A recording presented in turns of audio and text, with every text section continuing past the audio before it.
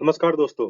जैसा कि आप जानते हैं इंडिया और जापान ऑलरेडी एक बहुत ही क्लोज फ्रेंड है और इस क्लोजनेस के साथ इन दोनों देशों ने मिल करके 2+2 मीट किया है जिसमें डिफेंस मिनिस्टर और फॉरेन मिनिस्टर्स एक दूसरे कंट्री के होंगे।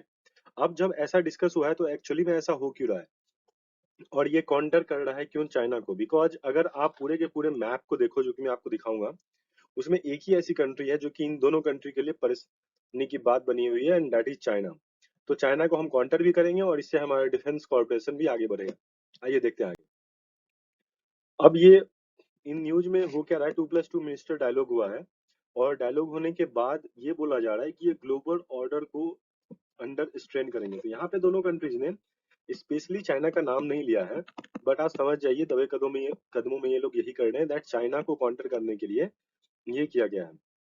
अब ग्लोबल ऑर्डर का मतलब क्या है? जब साउथ चाइना सी में आप देखो तो चाइना उससे बाहर निकल के बोल रहा है कि ये मेरा इलाका है और हर एक इलाके में जाकर के, जैसे सेनकाकू आइलैंड का ऑलरेडी आप लोगों ने प्रॉब्लम देखा होगा कि चाइना जो क्रिएट कर रहा है। तो एक्चुअली ये आइलैंड जाता है जापान को, पर चाइना इस पे बार बार अपना कब्जा दिखाता है। एक्चुअली में अगर आप सेनकाकू आइलैंड को कंट्रोल कर सको तो आप उधर होने वाली उस सी के उस साइड होने वाली हर एक हरकत पर नजर रख सकते हैं जिस सिक्योरिटी पर्पज से चाइना उसे चाहता है। और ऐसा करने के बाद जापान की सिक्योरिटी वनरेबल हो जाएगी। That is the reason Japan बार बार चाइना को रोकता है। अब ये जो मीटिंग है, ये मीटिंग हुई है जैसा कि मैंने आपको बताया, राजनाथ सिंह और एस जयशंकर जो हमारे रिस्पेक्टेड मिनिस्टर्स हैं उन्होंने ये मीटिंग किया। और ये 2+2 डायलॉग मीटिंग किसके किसके साथ हो चुकी है? तो ये हमारे प्रीलिम्स और मेंस के लिए इंपॉर्टेंट है। उसमें 4 कंट्रीज है दोस्तों। पहला यूएस है, दूसरा ऑस्ट्रेलिया, तीसरा जापान और चौथा रसिया। तो ये हमारे जियोपॉलिटिकल पार्टनर हैं जो कि बहुत ही ज्यादा स्ट्रेटेजिक वे से हमारे लिए इंपॉर्टेंट है। अब आप इस इंसान को देख सकते हैं, ये अबे हैं, प्राइम मिनिस्टर सेजो अबे। एक्चुअली ये बहुत ही ज्यादा इंपॉर्टेंट है। ये सिर्फ प्राइम मिनिस्टर के फ्रेंड ही नहीं है। अभी रिसेंटली में आपने देखा कि इनके साथ एक दुखद घटना हुई, किसी ने आकर के इनका असैसिनेशन कर दिया जो कि बहुत ही बुरा था। तो प्राइम मिनिस्टर ने कंडोलेंसेस दिखाया। इवन वहाँ की जो थिंकर्स है वो बहुत ज्यादा सपोर्ट करते हैं इंडिया को। उसका श्रेय बहुत ही ज्यादा संजो अबे को जाता है बिकॉज इन्होंने 2007 में ये बात रखी थी मालाबार एक्सरसाइज की और क्वाड की। जो क्वाड फॉर्मेशन आप देख रहे हो, ये इन्हीं की वजह से आया है और इंडिया और जापान की जो रिलेशनशिप स्ट्रांग हुई है ये सेंजो आबे की वजह से थी। बिकॉज ये जानते थे इन फ्यूचर अगर कोई कंट्री भरोसे लायक है तो वो इंडिया है, इसीलिए इन्होंने इंडिया का बढ़ चढ़ के साथ दिया था।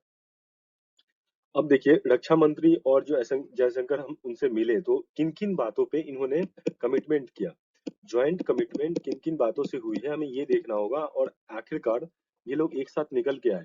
और अगर आप क्वाड में देखें तो यही चीज फिर देखने के लिए नहीं मिलती है, वहां पे ज्वाइंट स्टेटमेंट आपको नहीं मिलेगा। तो जहां भी ज्वाइंट स्टेटमेंट आती है दैट मीन्स वो दोनों इस मामले पे एग्रीड है, इस सिक्योरिटी के लिए दैट ये रिक्वायर्ड है और दोनों मिलकर इस पे काम करेंगे।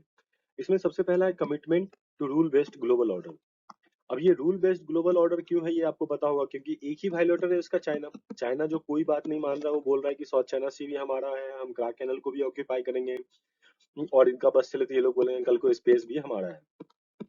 तो इसीलिए ग्लोबल ऑर्डर को कंटिन्यू करने के लिए दोनों कंट्रीज एक साथ आए। Achieving free and open Indo Pacific.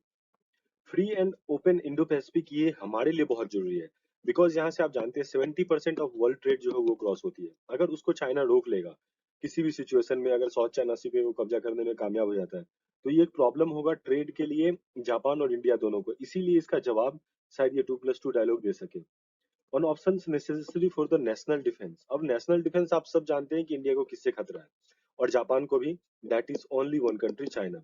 वो बार बार दोनों कंट्री को प्रवोक कर रहा है। अभी आपने देखा होगा कि P55 से P15 पॉइंट से चाइना अपने सोल्जर्स हटा रहा है जब G20 मीटिंग होने जा रही है। एक्चुअली में आप देखो G20 मीटिंग के साथ SCO है, संघाई कॉर्पोरेशन ऑर्गेनाइजेशन, वहां भी मीटिंग हो जा रही है जिसमें हमारे external affairs minister S Jaishankar ने उन्होंने क्लियरली बोल दिया कि अगर दोनों कंट्री एक साथ कॉर्पोरेट नहीं करते हैं और सिक्योरिटी से नहीं देखते हैं तो हम उनके साथ कोई और बात भी नहीं करेंगे।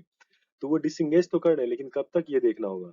Joint service staff talk between Japan and India. अब ज्वाइंट सर्विस स्टाफ जो है हमारे जैसे ट्राई सर्विस के हेड हैं और जापान के भी होते हैं, तो वो दोनों ने आपस में डिस्कशन किया। इसका मतलब है ये सिक्योरिटी डायलॉग है बहुत ही ज्यादा स्ट्रांग होने वाला है विथ मसल के साथ, क्योंकि आप जानते हैं India is the 5th largest economy in the world right now.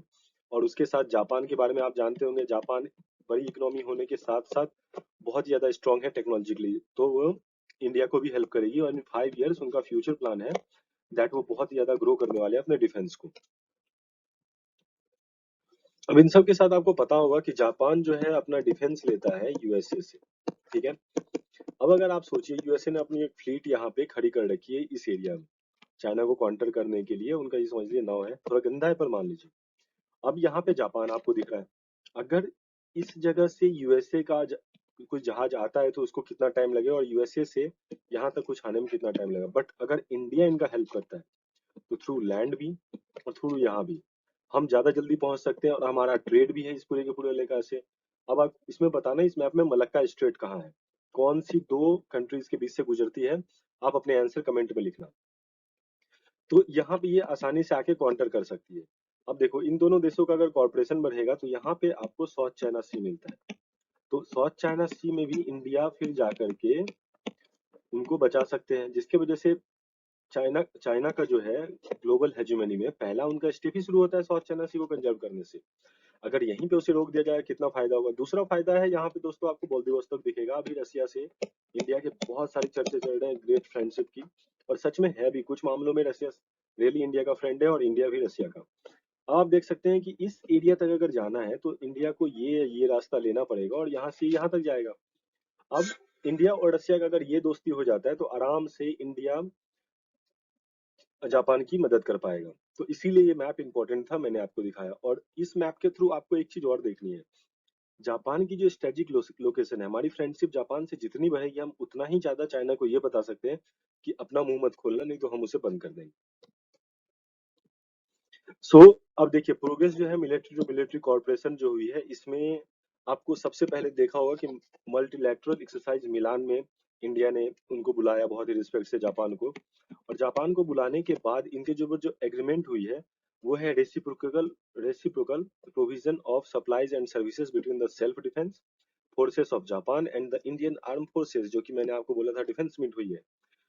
उन्होंने अपना कमिटमेंट दिया है बायलैटरल मल्टीलैटरल एक्सरसाइज, जो कि है ये हमारे प्रीलिम्स और मेंस दोनों के लिए इंपॉर्टेंट होगा, याद रखना, धर्मा गार्डियन, जिमेक्स एंड मालाबार, ठीक है। So other areas of corporation UAV है, रोबोटिक्स है, इन सब पे भी हम देख सकते हैं बाद में। So guys thank you for watching it. अगर आपको वीडियो पसंद आया तो लाइक और सब्सक्राइब जरूर कीजिएगा।